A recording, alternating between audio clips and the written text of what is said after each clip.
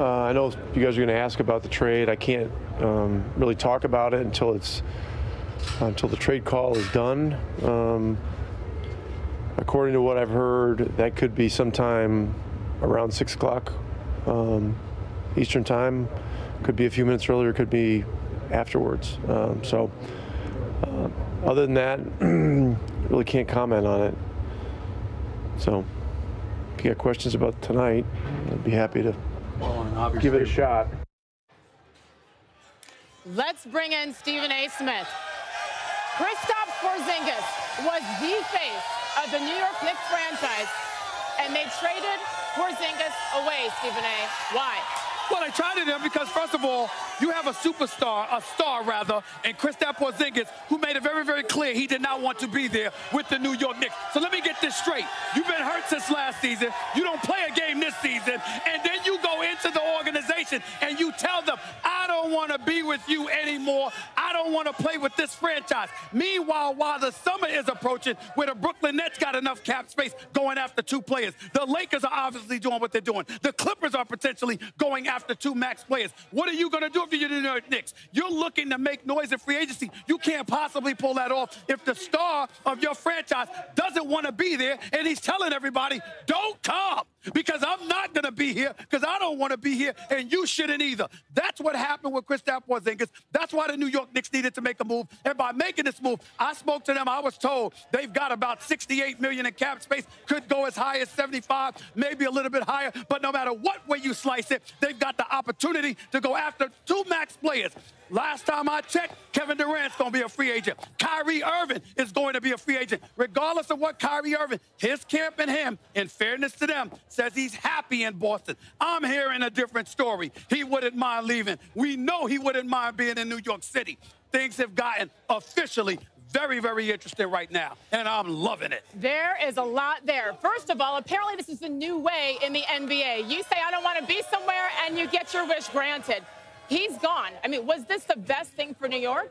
I think it was the best thing for New York because, again, he's not healthy and he's not playing, and you don't want to be there. If you talk about 3 strikes and you're out, get the hell up out of here. You don't want to be there. You ain't been playing. And by the way, you could potentially tell other people not to come to us while you're here. I can't knock the Knicks for making this move. I don't like the fact that a guy like that caliber, wants out of New York. I think it says something, but in the end, it says a lot to them by willing to make this move because guess what? You weren't gone but so far anyway. You didn't know whether you were going to be able to get one guy. But the opportunity to get 2, you're giving a free agent the opportunity to talk to another marquee free agent and say, excuse me, you want to go and roll together in the sport of basketball. You got 2 superstars. You are an automatic contender. Woj mentioned the name Kevin Durant. You mentioned Kevin Durant. We don't know what he's going to do when he has his decision to make. Kyrie Irving, though, he has alluded to the fact that he probably wants to, is interested in re-signing with Boston. You say you hear otherwise. That's what? Right. Well, I've been hearing that Kyrie Irving wouldn't mind being gone. When he says he wants to stay in Boston, if you'll have me, the operative words were, if you'll have me. Well, guess what if you'll have me mean? Are you willing to give me $190 million?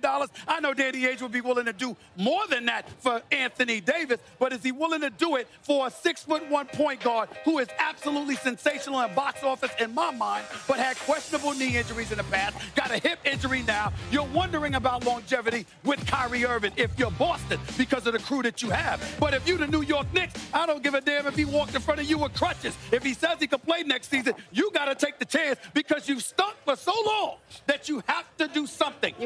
As it pertains to Kyrie Irving, they're doing the right. Of course, you want to put yourself in position to get him. And in the case of Kevin Durant, I think if Golden State loses a championship, then that's a different story. But if they win the championship and Kevin Durant gets his 3rd ring, I don't think it's beyond the realm of comprehension that he might decide to leave. And if you're New York, why not? Especially when Brooklyn is right on Atlantic Avenue saying we can attract marquee players too. You can't let that happen if you're the Knicks. Listen, we got 15 seconds left. Dallas now just outside the playoff picture. What does this do for them? They haven't been in the postseason in 2 years, haven't done much since they won it back in 2011. Their future looks bright. They haven't been out of the first round since they won a championship. Their future looks bright with Doncic and, of course, Porzingis. But it doesn't spell championship, but they're moving in the right direction. I'm happy for Rick Carlisle. Once again, apparently, hey, if you don't want to stay somewhere, just say I want out. It's amazing what is happening right now in the National Basketball Association. Stephen A., little fired up, huh, Kevin? We warned you. Oh, yeah, he's ready to go. And we're just getting started here. Full coverage of the Knicks' surprising trade of Kristaps Porzingis. Michael Wilbon will tell us who won the deal, the Knicks or the Mavericks. Plus, Woj is back. New details tonight on the Lakers trade talks to acquire Anthony Davis from the Pelicans. Remember him? Stay tuned. This is SportsCenter. Seasons are very similar to his new teammate Dirk Nowitzki if the trade goes through, and again we said it is official. Both were averaging over 17 points per game in their first 3 years in the league. Porzingis made his first All-Star trip in his third year, while Dirk made his first trip in his fourth season. So obviously the Dallas Mavericks are trying to get back on track, get back to the postseason, get back to their winning ways. It's been 7-8 years since they won the NBA championship.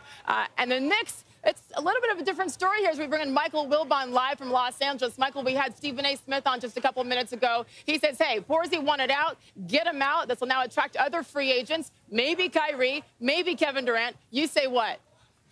Sage, how many years of maybes is this going to be with the Knicks? I was smiling when I heard Stephen A. talking about that. I'm going to text him in a couple of minutes.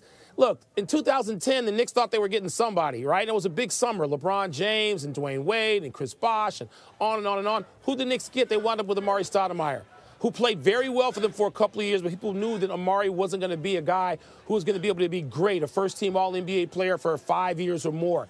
And so here we are again, another big summer coming up in free agency. And, yes, the Knicks will presume that they're right there on the front burner thoughts of Kevin Durant and others, and maybe there will be. Living in Washington, in the East, you hear Kevin Durant, and he must be interested in the Knicks. I'm going to slow that down a little bit. I want to see, why would Kevin Durant, Sage, necessarily leave one of the best organizations in professional sports in America and probably the best in the NBA to go to a place, and I understand that Scott Perry and those guys are trying to get it turned around, but it has been, historically, the last 15 years, the worst organization, or one of them, in the NBA. Why is it that Kevin Durant would go from one to the other? We're going to have to see. I'm going to have to get more than excited feelings out of New York about the free agents that could come to New York at Madison Square Garden. Okay, so you don't like this trade. What should the Knicks have done when the face of their franchise says, I want out? What should they have done? Sage, I'm not saying I don't like the trade. I understand it. And Porzingis, I mean, he doesn't have the stature. He may have the stature. He didn't have the results to demand much of anything. So I understand exactly why the Knicks did this, but it's a two-part equation. I'm not presuming, like a lot of other people are, that the Knicks automatically are at the front of the line for a top-tier free agents. And there are a lot of guys out there. Boogie Cousins, I mean, he's not probably going to be with Golden State. Maybe New York interests him. So there are a lot of maybes. But the Knicks' recent history has said that's all it is now. Real quick, what does this do for the Dallas Mavericks, who have had a couple of down years and certainly not very impressive since they won the title against the Heat in 2011? Well, I guess there's some risk. I mean, we haven't seen Porzingis. Have we seen any video of him running on the beach full speed or any of that stuff? We saw that a few months ago. But look, before you can get the three superstars that people feel are requisite to contending seriously in the NBA, you got to have two. And so with what we've seen from Luka Doncic and what we've seen from Kristaps Porzingis, I mean, I don't think it's a jump to say if Porzingis is healthy, then the Dallas Mavericks have those two. And they also get Tim Hardaway Jr. in this. So, and other guards. So, I mean, they've got some rotation guys in addition to having some stars. And so they've got to feel pretty good if Porzingis is healthy and can get on the court for them next season. As they try to make it into the postseason this season, the Knicks, though, that 10-40 record, the worst in the NBA. And as you know, they've only won one playoff series since 2000, almost 20 years. A lot of maybes. Michael Wilbon, thanks for pointing that out. We shall see. Thank you. Kevin, over to you. Sage. Sage, remember that all-star center who made a trade request earlier in the week, Anthony Davis? The Lakers' calls are being picked up by the Pelicans. Woj reporting that executives have discussed the Davis trade request. According to Ramona Shelburne, the Lakers are leaving an impression that everyone except LeBron is available in talks as the trade deadline is a week away. And great to have Woj back with us. What are the two teams discussing right now with that deadline 7 days away?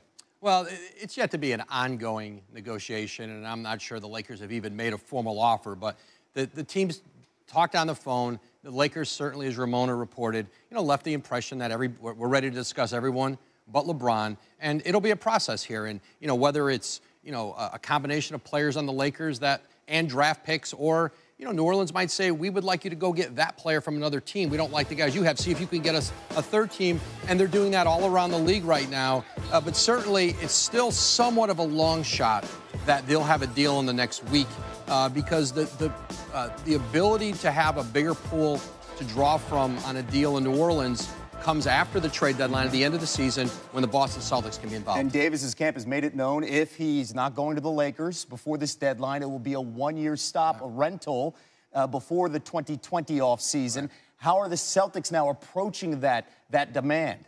The Celtics all along have had confidence that if they could trade for Anthony Davis later in the season, or excuse me, in the offseason, that it would certainly help them keep Kyrie Irving, and that they would convince Anthony Davis to want to go forward with Kyrie Irving and the infrastructure they have in Boston, that they were willing to take that risk. They would be able to pay more than the Lakers if he was on the Celtics.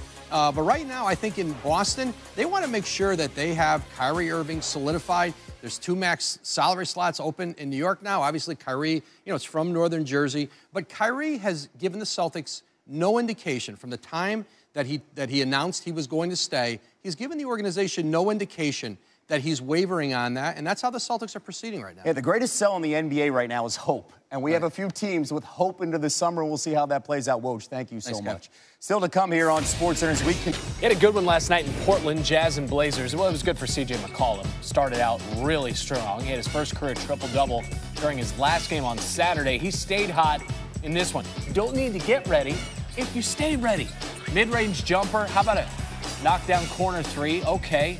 Part of a 45-point night for the Blazers. That was supposed to be a pass to Myers Leonard. He said it was absolutely a pass, but it ended up going in. That's how hot he was. Terry Stott says he's a magician out there, so you never know if that was a pass or a shot. 9 for 9 from the field, 20 points in the first quarter alone. First guard to go 9 or 9 or better in a quarter since Klay Thompson 4 years ago. And then there's Damian Lillard. He had 24 points in the first half, and they had a whole second half to play. That's like That's usually how it works. Rule or something. Lillard finding McCollum.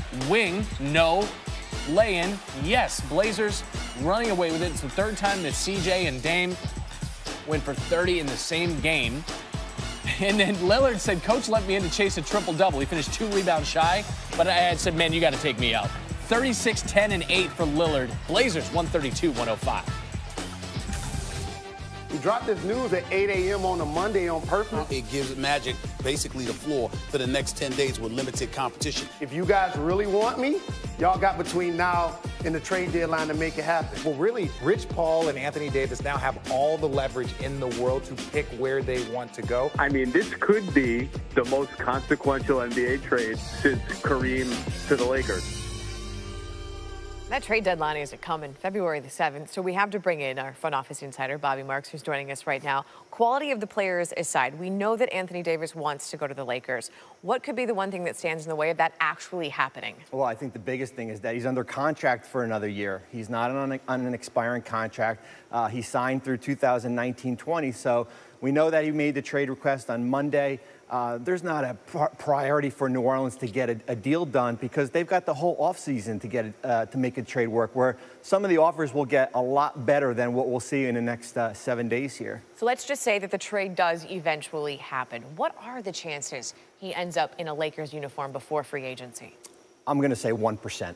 Really? And I say that because we know who's sitting on the sidelines until July 1, the Celtics. I think if the only way that Anthony Davis gets to to Los Angeles is as a free agent in 2020, because I don't see the pieces that the Lakers have right now at the deadline and in the offseason enticing the Pelicans to go out and make a deal. So who does get him? Who owns that heavy percentage at this point? You think it's the Celtics? Oh, I think Boston has all the power right now. We know with their assets that they have, you know, the Kyrie rule. We'll call it the Rose rule, the Kyrie rule, right? We're going to patent it the Kyrie rule right now, okay, because two players cannot be acquired who are signed to a rookie extension max. Boston has the assets, the players to go out and get a deal done.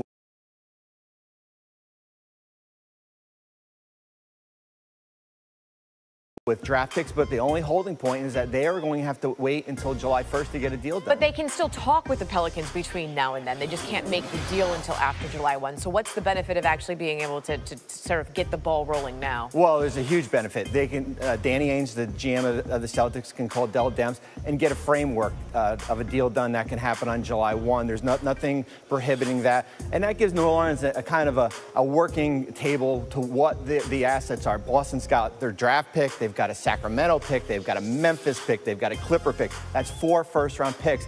And then you look at their core of young players, Jaylen Brown, Jason Tatum, Marcus Smart. The only complicating factor is that we go into the offseason. Terry Rozier won't be able to available unless a sign and trade, a player like Marcus Morris. Now you're looking at trying to get the money to work, and possibly a player like Gordon Hayward will have to go in that type of deal. Okay. Well, first things first, this year's trade deadline, and that is 1 week away, February the 7th. His name is Bobby Marks. We like him. The Pelicans do have 3 more games before that trade deadline, with Monday's game against the Pacers potentially their last home appearance for Anthony Davis. However, if he's not traded, you can watch how the New Orleans crowd receives him Friday against the Timberwolves. And I say you can watch it because we're going to have that game for you. It's on ESPN.